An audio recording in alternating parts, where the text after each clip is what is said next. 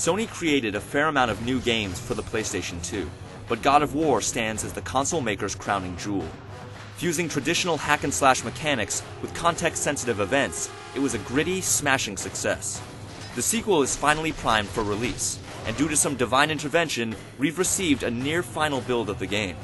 After spending a handful of hours mashing our DualShock buttons to bits, it's already obvious that if you like the first game, you might as well start clearing your calendar now for the God of War's Encore.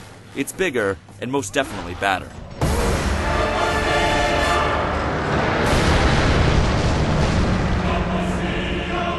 At the end of the first God of War, Kratos destroyed Ares and became a god himself.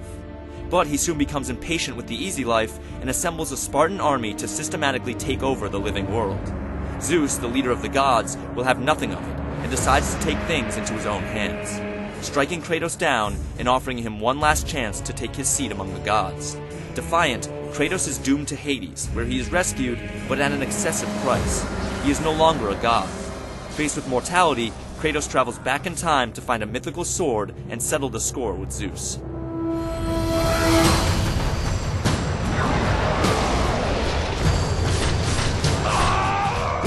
When you begin the game, Kratos' blades are powered up and ready for action. But after the confrontation with Zeus, they're stripped, and you must begin rebuilding the repertoire all over again. Just like the first game, red orbs are absorbed from your fallen foes. They're then used to power up Kratos' tools of destruction. Then you have other orbs to restore Kratos' magic and health, and a brand new mechanic called Rage of the Titans.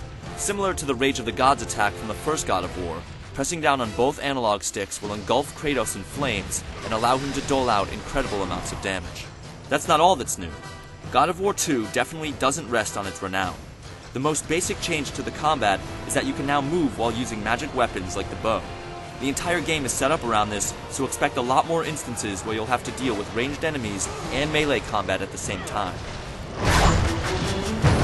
The basics of melee combat are the same. The square button represents weak attacks, with the triangle button acting as your strong strikes. Based upon what we've played, the button smashing gameplay has been toned down a bit, in favor of a more evenly dispersed mix of puzzles, platforming, and boss fights. Speaking of which, people complain that there weren't enough of these epic battles in the first game, and Sony's Santa Monica studio has definitely listened. God of War 2 is absolutely dripping with them. From the opening sequence that takes place across an entire city to the more intimate skirmishes, the cast of foes is wide-reaching and larger than we ever imagined.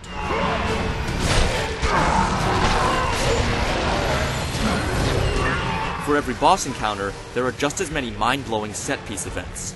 Many utilize the same context-sensitive system the boss fights use, where you must enter in a specific button and analog stick sequence under a strict time limit.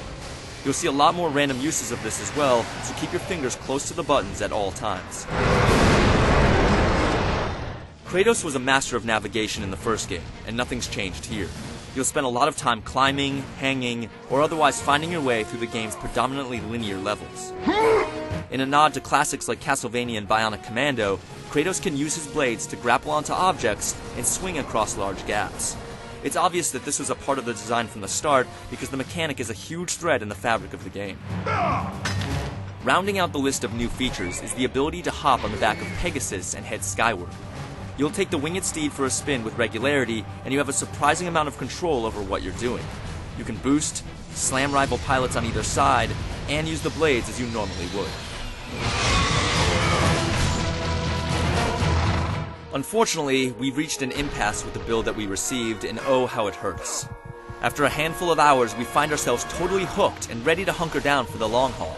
But alas, the gods have intervened and only allowed us to deliver a preview at this time. It's already looking like a longer game than the first, and there are plenty of challenge modes to tackle once the story mode is complete.